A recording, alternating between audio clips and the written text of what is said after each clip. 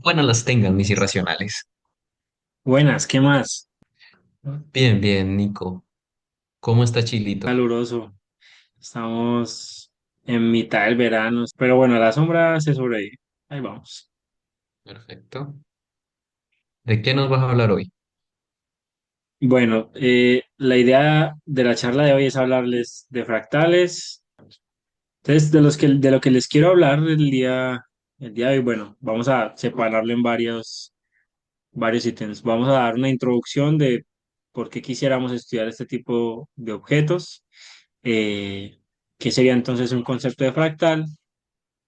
Vamos a dar la definición de una de las dimensiones más famosas que hay, que es la dimensión de Hausdorff, y un ejemplo, sencillito. ¿Listo? Solo el concepto vamos a trabajar el día de hoy. Entonces, bueno, pregunta, cómo deberíamos medir, por ejemplo, la costa de una isla que puede ser como San Andrés en Colombia, o cómo podríamos medir la sombra de un árbol, o cuál es el volumen que ocupa un árbol, ¿cierto? Si es que las hojas, por ejemplo, para nosotros técnicamente son de dos dimensiones, ¿cierto? O con la costa de San Andrés, donde si queremos medir la costa, técnicamente estamos hablando del borde, lo que sería para nosotros, digamos que en términos matemáticos de la frontera, eh, cómo deberíamos medirlo, ¿cierto? Y naturalmente uno diría, ya, bueno, voy a coger un metro o una wincha si está en Chile, eh, y me pongo a medir, ¿cierto? Pero hay un problema y es que eh, la marea puede ser, o sea el proceso natural que sea, hace que no tengamos líneas rectas naturalmente en las costas, ¿cierto? Siempre hay curvas, hay deformaciones raras y no son curvas tan bonitas. Entonces, como ejemplo, aquí tengo varias imágenes. Esto es de una página del gobierno de Colombia, del Instituto Agustín Codazzi, donde se encargan de hacer cartografía, etcétera. Entonces uno puede medir directamente desde la página, ¿cierto? Yo, por ejemplo, digo, ya, bueno, imagine que tengo un metro que mide 9 kilómetros, 6 kilómetros en este caso, ¿cierto? Y si pongo 4 para medir muy bruscamente lo que debería ser la frontera de la isla de San Andrés, me da más o menos, con 4 líneas me dan 26,3 kilómetros. Lo natural sería que si San Andrés siendo una isla está encerrado, digamos que en un espacio acotado, es decir, yo tomo un círculo, una bola, un círculo de un radio muy, muy grande, bueno, yo tengo que abarcarlo todo y eso me diría ya, la frontera no puede ser muy grande. Pero la paradoja es que a medida que yo tomo líneas más pequeñas y por lo tanto necesito una mayor cantidad, entonces va aumentando la frontera. Digamos que si tomo 10 en este caso, me va a subir, bueno, casi 1 kilómetro. Pero después, bueno, me puse creativo y tenía mucho tiempo más bien. Y con 93 líneas, aproximadamente cada línea era como de medio kilómetro, ya teníamos 33,6 kilómetros, es decir, que aumentó, ¿cuánto? Casi 6 kilómetros.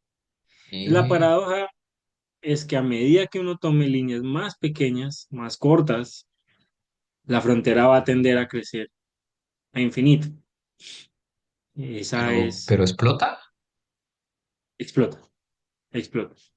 Si uno pone a medir a un humano con sus pasos cuánto debería ser la costa, va a ser diferente de lo que puede medir, por ejemplo, una hormiga, ¿sí? Y es porque a medida que usted tome trozos más y más pequeños, porque nunca va a poder tener una línea recta, entonces siempre lo va a tener que dividir, digamos que algo infinitesimalmente pequeño, la longitud tiende a ser infinita. Naturalmente puede que no sea exactamente infinito porque nunca vamos a terminar de medirlo y siempre vamos a tener valores que crecen, pero eso es lo que tiende a pasar.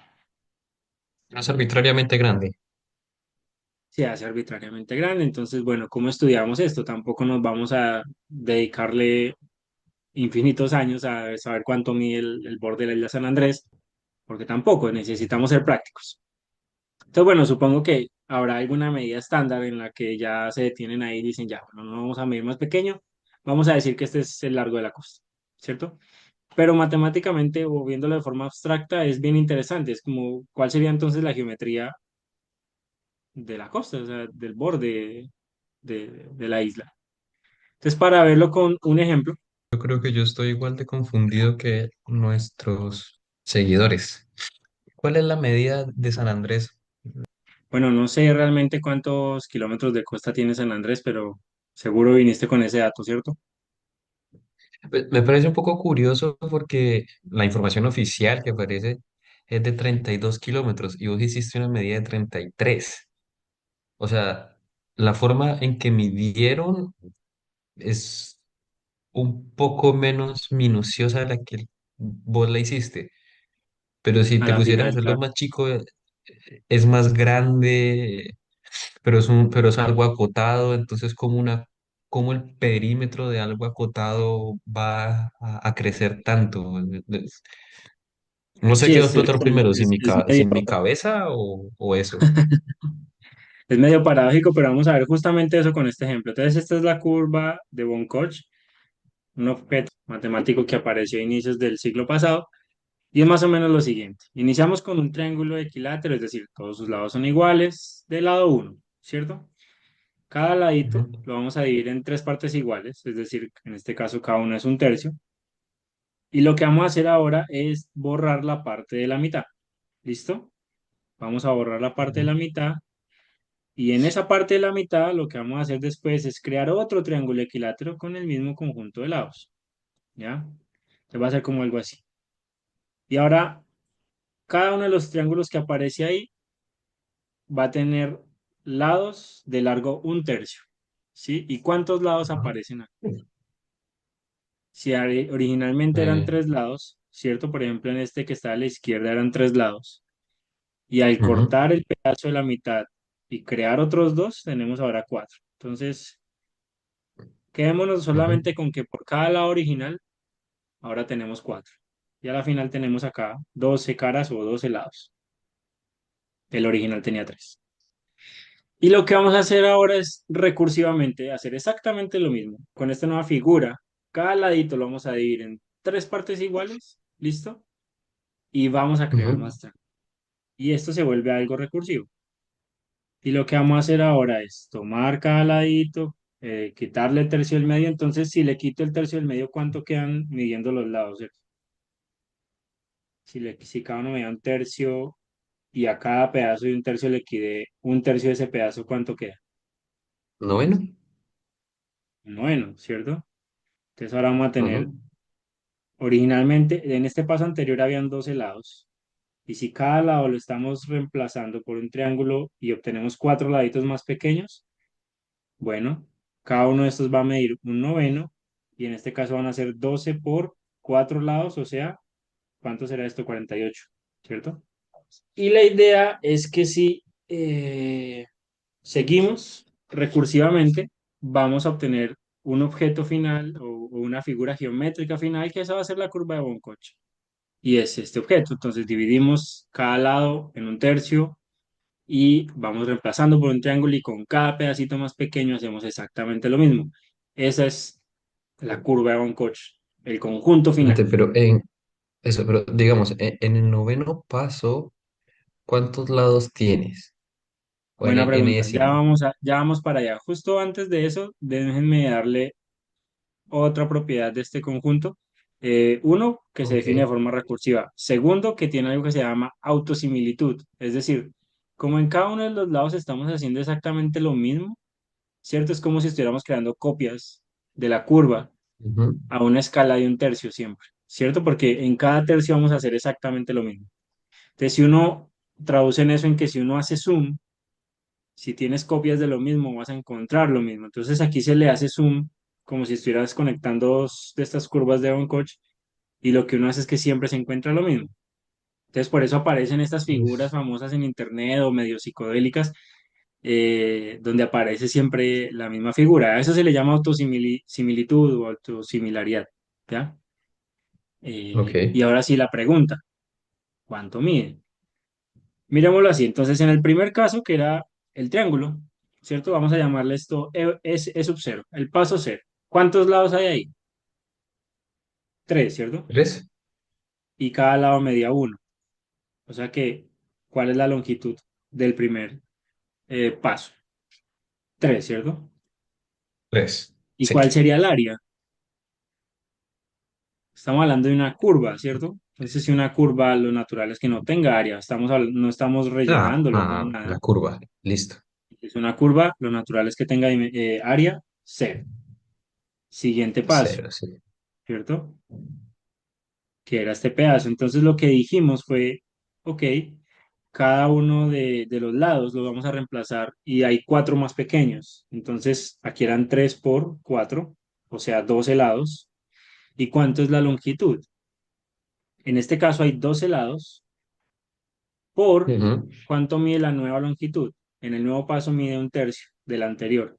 Así que la longitud será 4. ¿Listo? Así sucesivamente. El paso que seguía, que era el dibujo que hicimos acá atrás, este de acá, Ujú. en este paso teníamos 48 lados y su merced calculó y vio que esto era un noveno. Un noveno, Son sí. 48 lados y cada lado mide un noveno.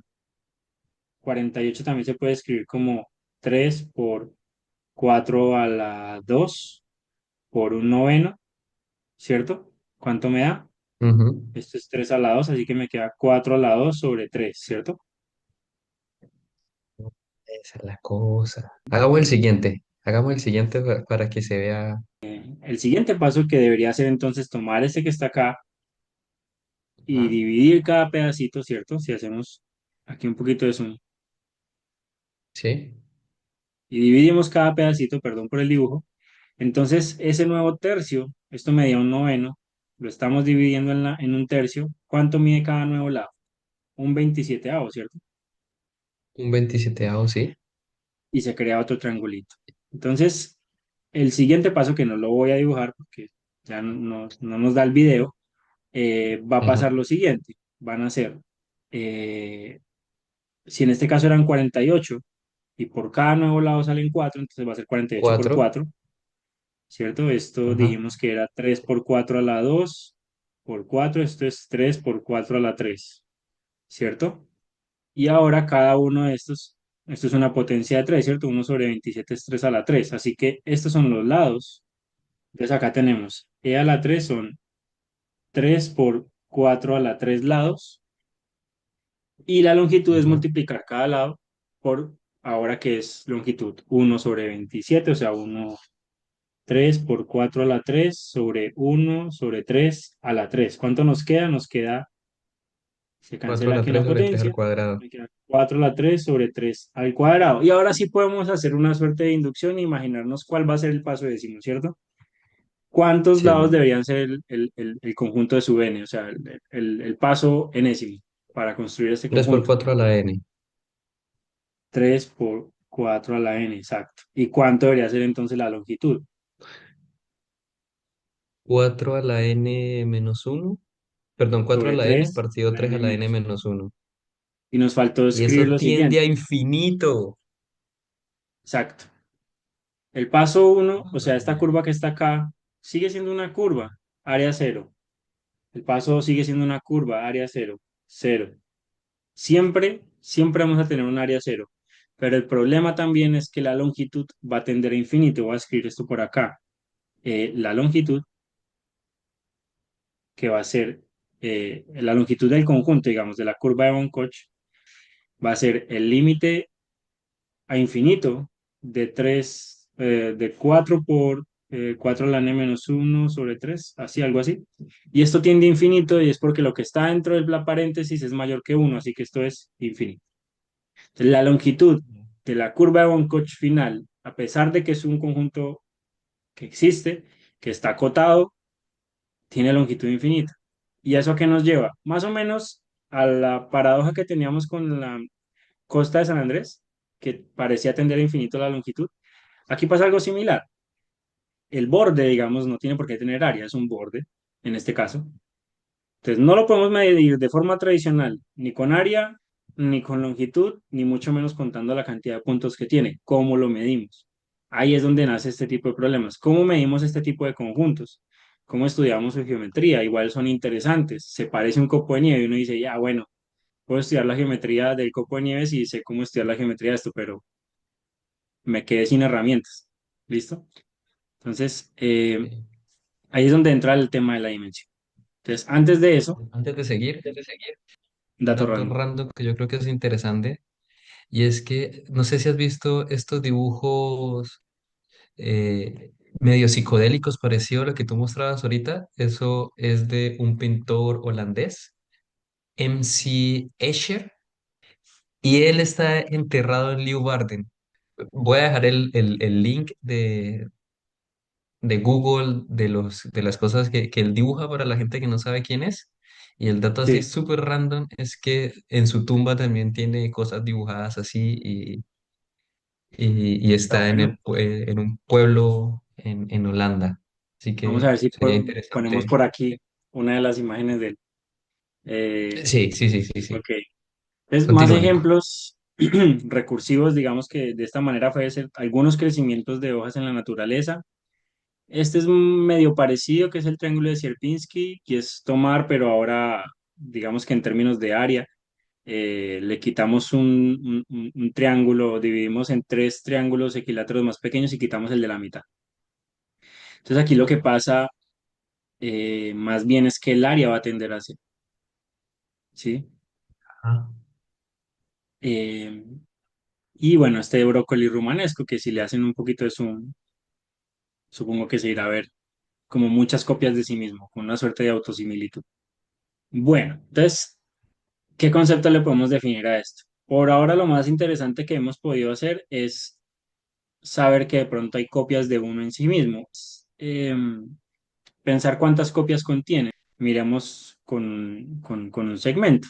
Si tengo un segmento de largo uno y lo divido a la mitad, tengo pues ya dos segmentos, ¿cierto? No hay mucha ciencia. ujú, Cada uno tiene una longitud y un medio, ¿cierto?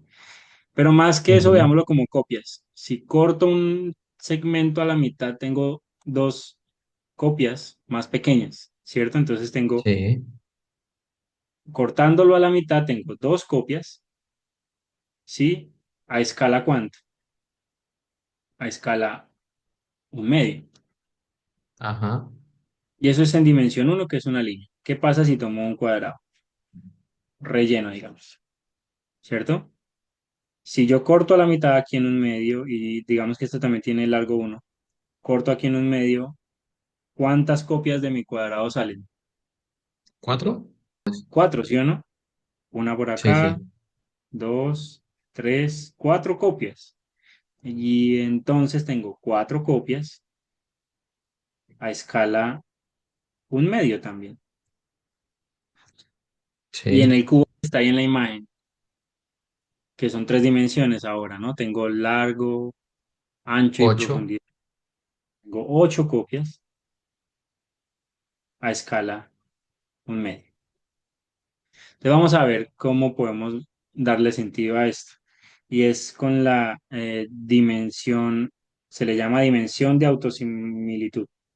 Autosimilitud o autosimilaridad. Y se define como el logaritmo del número de copias sobre menos el logaritmo de la escala.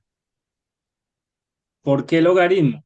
Porque si se están dando cuenta, yo a medida que sumo las dimensiones, esto está creciendo 2 a la 2 y esto está creciendo 2 a la 3. O sea que a medida que aumento la dimensión, la cantidad de copias va a crecer exponencialmente. Por eso se pone un logaritmo en la definición. ¿Ya? Entonces, por ejemplo, en el primer caso de la línea, ¿cuánto debería ser? Démosle esto un nombre, D, ¿cierto? En el caso de la línea, ¿cuánto debería ser la dimensión de autosimilitud de la línea? Para que tenga sentido, a lo que ya conocemos debería ser dimensión uno. Entonces, el logaritmo de la cantidad de copias que son 2 sobre menos el logaritmo de un medio, de tarea para los que no se acuerdan del logaritmo, esto debería dar uno, ¿no? Porque se cancela el negativo, ¿cierto? Menos menos logaritmo de 2. Entonces, esto aquí a la final me da uno. ¿Cuál es la dimensión entonces del cuadrado? La cantidad de copias dijimos que eran 4 sobre menos logaritmo de un medio. Esto me va a dar 2. logaritmo de 2 sobre menos logaritmo de 2. Y listo, entonces ahora lo que tenemos es, esto es positivo, 2. Y con el cubo me va a dar 3 también. A la final, este concepto de dimensión generaliza un poco lo que ya conocíamos. Claro que para nosotros el concepto de dimensión y sobre todo para usted, Sergio, en geometría algebraica, esto tiene más sentido con variables independientes o bases. Ujú. Eh, pero hay un problema, la costa de San Andrés. Eh, porque no es autosemejante. Si uno hace zoom, no se va a ver copias de la isla por ahí metidas. No creo. Sencillamente es demasiado irregular y no por eso no es que merezca la pena no estudiarlo. Tiene una geometría por ahí. Así que eso es uno de los tantos conceptos de dimensión que hay. Bueno, antes de hablarles del que sigue, hagamos un ejemplo de cuánto sería la dimensión autosimilar de Boncoch, ¿cierto? De Boncoch. Entonces, si se acuerdan, cada que tomamos el triangulito, lo que hacemos es crear cuántas copias del mismo. Cada que hacemos ¿Ves? una escala de un tercio, ¿cierto? Porque estamos Ujú. escalando un tercio, pero como vamos a hacer el proceso con cada uno de los segmentos, uno, 2, 3, 4, por cada segmento que lo cortamos en tres o lo miramos en escala un tercio, hacemos el proceso en los cuatro que quedan. Así que lo que tenemos es que en cada paso tenemos escala un tercio, ¿sí? Y cuatro copias, Ah, cuatro copias. ¿ya? Entonces tenemos logaritmo de 4 sobre menos el Aquí un logaritmo. logaritmo de 3. Entonces me queda logaritmo de 4 sobre logaritmo de 3. Y para los que se acuerdan cuánto debería ser más o menos esto en valores, bueno, el numerador es más grande que el denominador, pero de hecho esto es un valor que está entre 1 y 2 estricto, ¿sí? O escrito de otra forma, la dimensión que encontramos de Von Koch está estricto entre 1 y 2, es decir, no tiene dimensión 1 porque no es una línea, no tiene dimensión 2 porque no tiene área, pero tiene algo entre medio. Esto más o menos que es como la idea que debería haber detrás, ¿ya? Entonces, Sergio, esta es la dimensión por ahora, la reina, la que cumple más propiedades de las que uno quisiera tener. No las voy a mencionar a todas ahora, pero al menos, por ejemplo, me permite estudiar objetos extraños como lo puede ser un borde costero. Ah, esto tuvo sus orígenes por Mandelbrot, un matemático estadounidense, pero fue fuertemente estudiado ahorita por una escuela en Reino Unido, así que por eso ahora aparece más. Entonces, ya, entonces, ¿cómo va a ser la dimensión de Hausdorff? Va a ser más o menos lo siguiente. Sabemos, por ejemplo, que si yo mido con líneas rectas, la longitud va a tender a infinito. Entonces vamos a, de cierta manera, a medir qué tan rápido va a crecer a infinito. Pero no necesariamente lo tenemos que hacer con líneas rectas, también lo podemos hacer con cualquier tipo de conjuntos. De hecho, lo único que nos va a importar es cubrir el conjunto, digamos que en este caso se va a llamar F, cubrir el conjunto F con contables conjuntos. Contables conjuntos con diámetro U menor o igual que L. Contables conjuntos, digamos que U sub I con I desde cero hasta infinito. Entonces, lo único que no va a importar es cubrirlo con contables conjuntos. En la imagen está con finitos conjuntos. Entonces, la idea es eh, cubrirlos con conjuntos que tengan un diámetro muy pequeño y vamos a ver cuántos se necesitan para cubrir el conjunto en este caso, ¿cierto? Yo sé que, por ejemplo, la longitud puede crecer a infinito, pero hay tantas formas de crecer a infinito que vamos a tratar de medir eso. ¿Listo? Entonces, vamos a cubrir ese conjunto. Y vamos a decir cuál va a ser nuestro prospecto de dimensión, cuál va a ser el candidato principal. Entonces, para ese positivo eh, y delta positivo pequeño, ¿sí? Se va a definir la siguiente cantidad, h a la s delta de f, ¿sí? Como la suma. de todos esos de esos contables conjuntos de diámetro menor que delta, ¿sí? Vamos a ponerle nombre U. Y lo que vamos a hacer es que lo vamos a elevar a la S y vamos a sumar eso. Ya. Pero no solo eso, sino que vamos a considerar el ínfimo sobre todos los cubrimientos contables. Cubrimientos contables, ¿cierto? Tal que el diámetro de cada elemento es menor que el delta. Entonces, en otras palabras, un conjunto puede tener muchos cubrimientos. Aquí estamos considerando uno que en particular sea acotado y cerrado, ¿cierto? Eso para Ujú. nosotros se traduce en que es algo compacto, así que una buena noticia de este tipo de espacios es que siempre lo podemos cubrir con finitos conjuntos abiertos al menos, ¿cierto? Ese es un criterio de compacidad. Am, Sí, entonces vamos a mirar el cubrimiento que me da un menor valor en esa suma, elevándolo a la S. Uno puede decir, bueno, ¿y por qué estoy elevando a la S y no haciendo otra cosa? Es porque, como vemos en el ejemplo de Von Koch, como la mayoría de estos conjuntos a veces se pueden definir de forma recursiva o crecer de forma exponencial, en ese caso se crecía de forma exponencial a infinito porque era 4 sobre 3 a la n. Entonces lo que lo vamos a hacer es mirar, bueno, qué tan rápido está creciendo exponencialmente a infinito, ¿sí? Y ese va a ser el papel del S. Entonces, bueno, si ok, queremos ver qué tanto va creciendo a infinito, vamos cada vez a considerar conjuntos más pequeños. Y ese va a ser nuestro siguiente valor.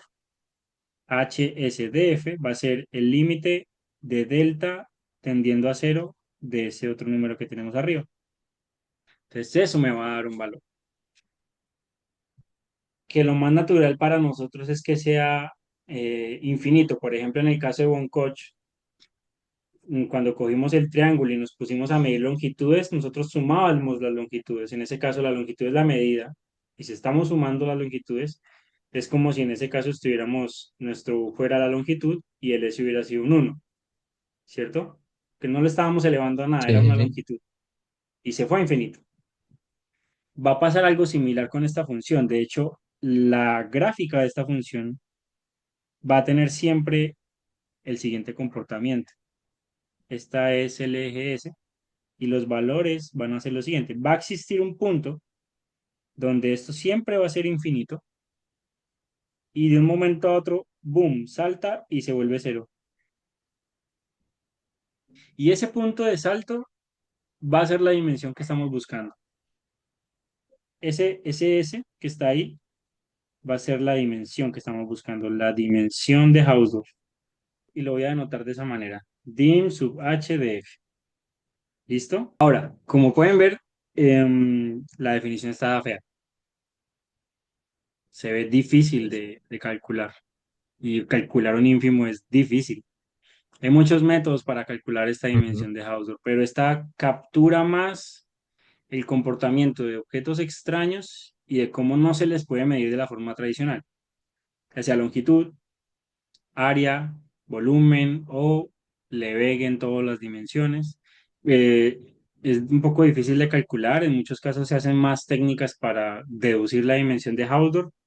En el área en la que yo trabajo se deduce en dinámica, porque curiosamente en dinámica las dimensiones de Hausdorff interceden de una forma muy interesante en lo que se le llama teoría del caos y el comportamiento de las órbitas, donde a veces pueden tener comportamientos muy extraños. La traza que dejan esas órbitas, digamos, forman conjuntos que son fractales, de hecho. Entonces, por eso quería hablar de eso hoy. Voy a hacer un video corto. El siguiente video va a ser de un ejemplito específico de cómo calcular la dimensión de Hausdorff, para dejar al menos un ejemplo y las referencias en el video, ¿listo? Para que sea un poco más claro. Y eso, Sergio, de Di- eso te quería hablar. No sé qué se viene después. No sabemos qué sigue, probablemente sea otra informativa así como las revistas, pero particularizándonos en alguna cosa. O después del pequeño video donde tú muestres tu ejemplo, pueda contar algo yo así como lo que tú estás contando, pero yo creo que quizás se viene algo muy particular, por ejemplo, cómo abrir una cuenta en Arcai, cómo subir cosas en Arcai, cosas de ese estilo, pero ya lo dirá la vida. Listo. Chao, mis irracionales. Nos vemos entonces. Que les vaya bien hasta otro video.